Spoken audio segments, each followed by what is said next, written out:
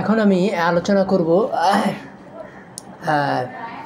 Shakespeare and the cat. এই উপন্যাসটা রাজা রাওয়ের লেখা। রাজা রাও ৯৭ বছর বেঁচে ছিলেন। ১৯০৬ সাল থেকে ১৯০৮ সাল থেকে ২০০৬ সাল পর্যন্ত প্রায় ৯৭ বছর বেঁচে ছিলেন রাজা রাও। রাজা রাও অত্যন্ত ফিলোসফাইজ করতেন। তার দেখা যায় একটা বই লিখতে 10 বছর গ্যাপ আছে বেশিরভাগ ক্ষেত্রেই। তো তিনি বই লিখেছেন কম, ফিলোসফি লিখেছেন বেশি। তো এই বইটা হলো গিয়া সার্পেন্ট অ্যান্ড দ্য রোপ বইয়েরই সিকুয়েল। এই বইটার নাম হলো গিয়া যে শেক্সপিয়ার অ্যান্ড দ্য ক্যাট। এই জিনিসটা বুঝতে হবে। এই জিনিসটা বুঝতে গেলে আমাদের দক্ষিণ ভারতের ফিলোসফিটাকে বুঝে নিতে হবে। দক্ষিণ ভারতের ফিলোসফিতে ব্রিটিশ ফিলোসফি হলো গিয়া একটা সাধারণ ফিলোসফি। সাধারণ মানে কি, আমাদের থেকে অনেক উন্নত, কিন্তু তার থেকেও বড় উন্নত হলো গিয়া এই জার্মান ফিলোসফি। এবং ওখানে ইকবালের প্রচণ্ড প্রভাব আছে। এবং ওই জিনিসটা কিন্তু বারবারই আসছে এদের লেখায় যে ইন্ডিয়ানদেরকেই ফলো করা উচিত, ওস্টানদেরকে ইন্ডিয়ানদের ফলো করা উচিত না। কারণ ইন্ডিয়ান ফিলোসফি অনেক বেটার। কারণ জার্মান ফিলোসফি উত্তর ভারত দক্ষিণ ভারতে বিভিন্নভাবে ছড়িয়ে পড়েছে। ফলে জার্মানরা এটা প্রিচ করেছে যে ব্রিটিশদের থেকে মুসলমান এবং হিন্দুরা অনেক বেশি ট্যালেন্টেড, অনেক বেশি অনেস্ট, অনেক বেশি উপযুক্ত।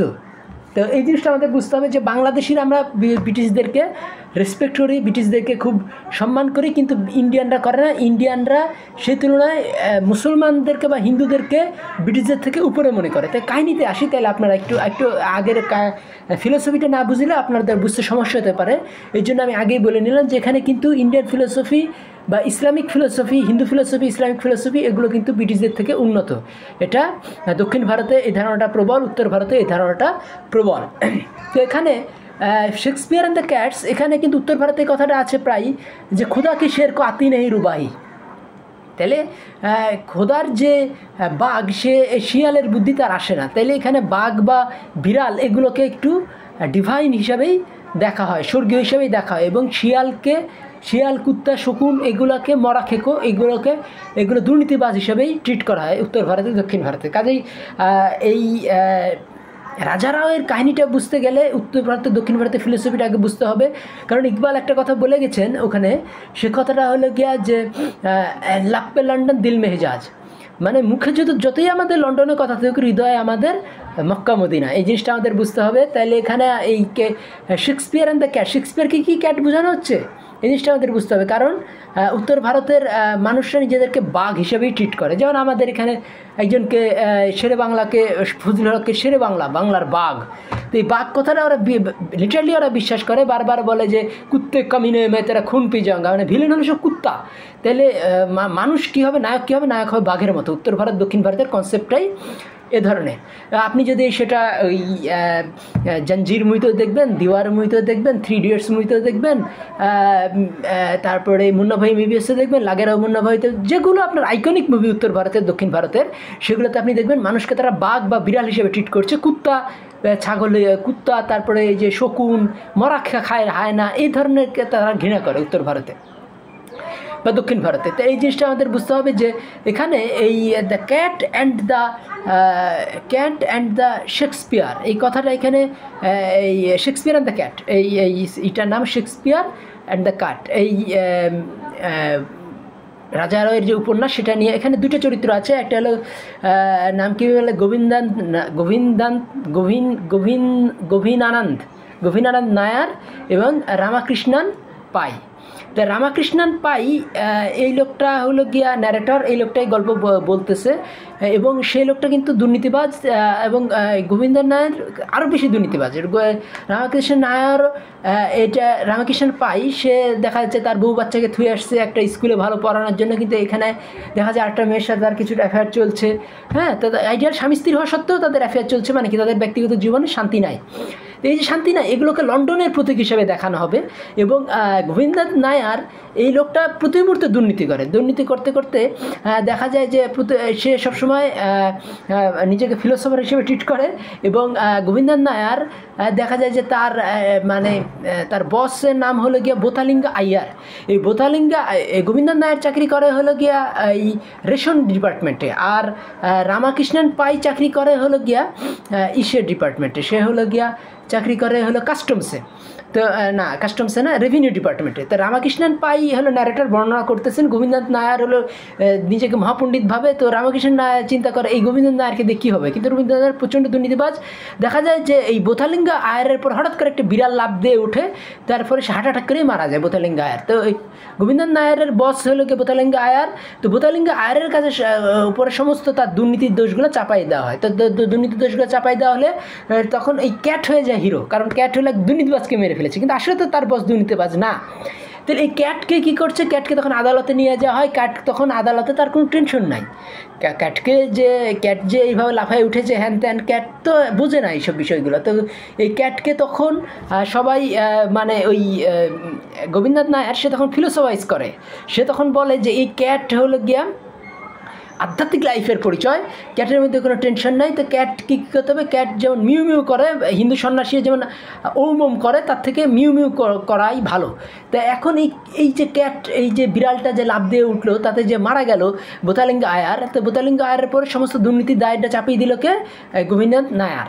তো গোবিন্দনাথ নায়ার নিজেকে খুব বড় ফিলোসফার মনে করে। তো তখন এই গোবিন্দনাথ নায়ার যখন ওখানে ফিলোসফিক্যাল কথাবার্তা বলে কোর্টে, যে আমাদের মানে সেখানে মানে এই কথাটাই বোঝানো হয় যে এই দুর্নীতিবাজ লাইফের থেকে এখানে গোবিন্দনাথ নায়ারও দুর্নীতিবাজ, রামকৃষ্ণন পাইও দুর্নীতিবাজ, বোথালিঙ্গা আয়ার বোকা।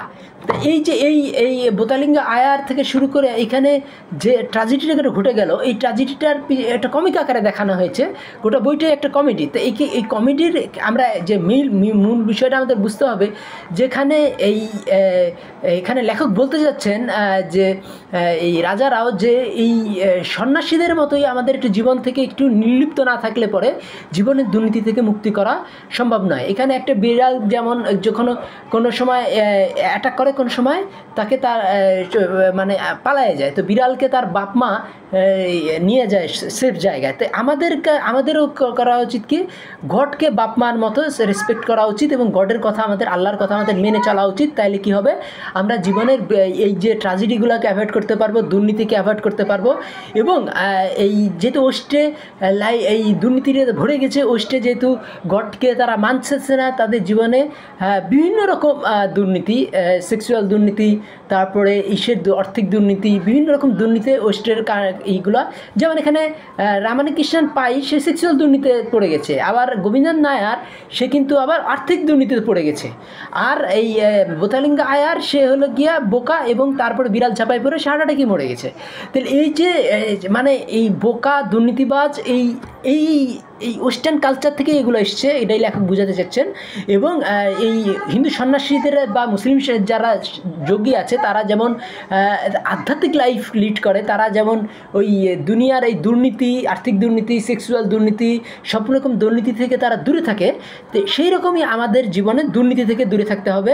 সেজন্য আমাদের হিন্দু মঙ্কদের কথা, অথবা ইসলামী যারা আছে, নাম কি বলে, ইসলামী যারা এই সন্ন্যাসী, ইসলামী যারা দরবেশ আছে, তাদের জীবন যাপন করতে হবে। এটা আমাদের বুঝতে হবে যে রাজারাও কিন্তু পড়েছিলেন এই নিজাম কলেজে, তারপরে ওসমানিয়া স্কুলে, তারপরে ওয়েস্টের বিভিন্ন ইস্যু পড়েছেন, এবং তারপরে পশ্চিমা লাইফ সম্বন্ধে তিনি ভালো করেই জানতেন। এবং তিনি মারা গেছেন কিন্তু আমেরিকাতে মারা গেছেন তিনি, অস্টিন শহরে সম্ভবত তিনি মারা গেছেন।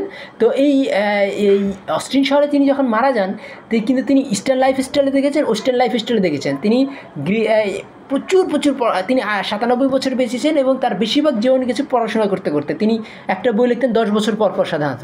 তো কাজেই তার এই বইটা অসাধারণ একটা বই, এবং এই ক্যাটের মধ্যেই তিনি ফিলোসফাইজ করেছেন, এবং শেক্সপিয়ারকে তিনি মানে ব্রিটিশ লাইফ স্টাইলকে তিনি সমালোচনা করছেন, এবং শেক্সপিয়ারের মতো জ্ঞানকে একটা মানে কিছুটা প্রশংসা করছেন, কিছুটা আবার সমালোচনা করছেন। কারণ জিনিসটা বুঝতে হবে যে উত্তর ভারতে বা দক্ষিণ ভারতে কিন্তু জার্মান দর্শনটা টপ।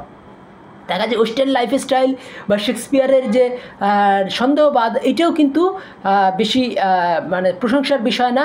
এখানে ওই যে শেক্সপিয়ার এবং ক্যাট, এবং তাহলে বুঝতে হবে যে শেক্সপিয়ার অ্যান্ড দ্য ক্যাট, মানে কি শেক্সপিয়ার ক্যাটের সাথে তুলনা করছে।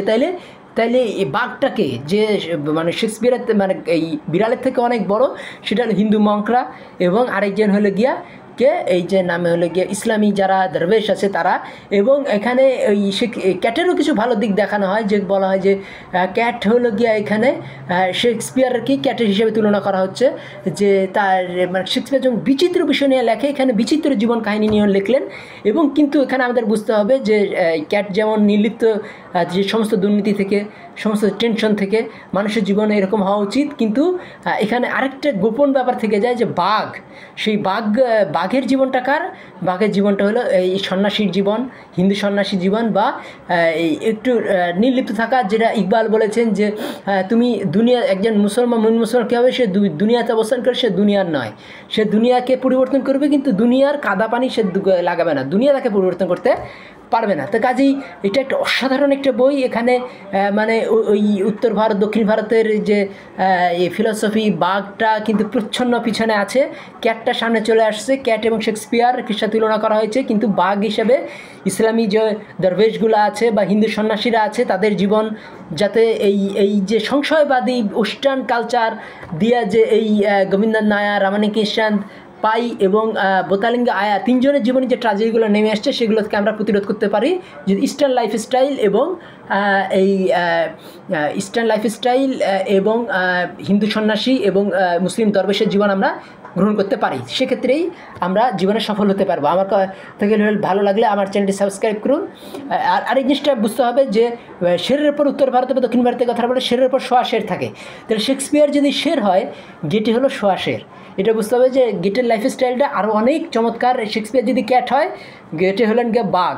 তো এই জিনিসটা পিছনে আছে, এই জিনিসটা সামনে আনেন নাই। কিন্তু যারা উত্তর ভারতের ফিলোসফি, দক্ষিণ ভারতের ফিলোসফি বা আর কে নারায়ণের বইগুলোও পড়েছেন, এই শুধু এই ইসের বইগুলো পড়লেই হবে না, এই যে নাম কি বলে, ওখানে কিন্তু বাঘের জীবনটা দেখানো হয়েছে, নাম কি বলে, আর কে নারায়ণের বইগুলো, যে ওখানেও কিন্তু এই ধরনের ইগুলো আছে, যে ওই মালগুড়ি ডেস, ওখানে কিন্তু বাঘের কাহিনীগুলো আছে। কাজেই শুধু রাজারাও পড়লে হবে না, রাজারাও এবং এই আর কে নারায়ণন মিলিয়ে পড়তে হবে। আমার কথাগুলি ভালো লাগলে আমার চ্যানেল সাবস্ক্রাইব করুন, লাইক বাটন ক্লিক করুন। ধন্যবাদ।